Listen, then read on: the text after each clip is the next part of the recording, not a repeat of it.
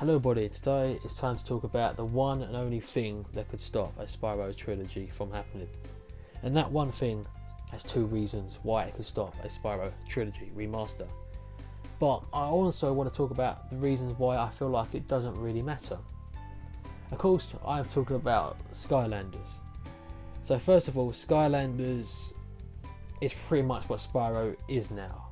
People are saying Spyro has jumped to Skylanders, and that's pretty much where he's going to stay. Spyro is Skylanders now, there's nothing else. Everything we're going to see for Spyro is Skylanders. Fair enough, it could be true, but the way I look at it, just before Insane Trilogy come out, Crash Bandicoot technically was a Skylander. He was in a Skylander game, he had his own spin-off, and this was literally during the development of Insane Trilogy, so they was working on two games at a time. So why can't someone tell me that Spyro is also being worked on as a remaster and a Skylanders game? There's like this, it could easily happen, and they have just proved that they do things like that because of once again, Crash in Skylanders and Crash in Insane Trilogy they worked on at the same time. So Spyro Skylanders and Spyro Remaster can be worked on at the same time as well. So, and technically when you look at it this way, Crash Bandicoot was not Crash Bandicoot when it finished. It was more like a beat 'em up game when it was in Crash of the Titans and Crash Mind of a Mutant, but then it jumped back to the old platforming. So it can happen. Developers sort of go back to their roots. So I feel like that Skylanders might still happen, but at the same time I can't see why it would stop an old classic Spyro game from being remade. Now the other reason is, of course, Skylanders is probably going to bring in more sort of cash.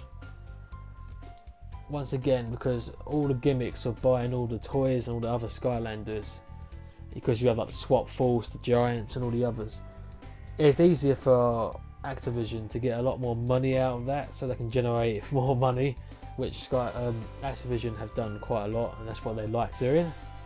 So of course that could be a huge reason. I feel like, what's the point of making a Spyro game if we can just stick to the Skylander formula and it works alright for our business? Yet this is the one that could stop a Spyro game, but at the same time I feel like just because of the success of Crash Insane Trilogy alone, that's already made them either continue their Spyro remake or even just make them start it, because I'm pretty sure that Spyro is going to get remade and it's definitely going to happen.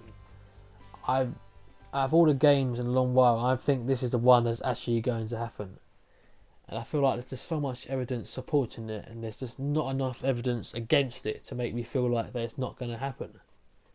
There's been hints here and there. It just makes so much sense for Activision to do it. So once again, yeah, Skylanders might bring in more money, but at the same time it's unclear because so many people like Spyro. As you go everywhere, so many people said they would buy Spyro the Dragon Remastered, so it easily might make more money, but it would be rare. But at the same time, it still would sell a lot of copies and bring in a lot of money. So if they do go down that route, Spyro would not be a failure for them. It would still be a good success. And I honestly feel like that maybe Spyro would sell more copies than Crash. So they might do even better than they did when Crash Insane Trilogy come out.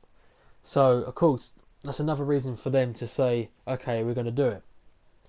So of course Skylanders is kind of the main thing against Spyro Trilogy Remaster, but at the same time I don't think it has that much of an effect on it. I honestly feel like developers have made their mind up. Whoever's working on the game has worked on it for quite a while. We might get some news at E3 this year. It's 20th anniversary. Everything is working out to be just what people thought, so it kind of makes sense. So anyway, this has been Rock Card Gamer 45, and I'll see you guys in the next episode. Goodbye.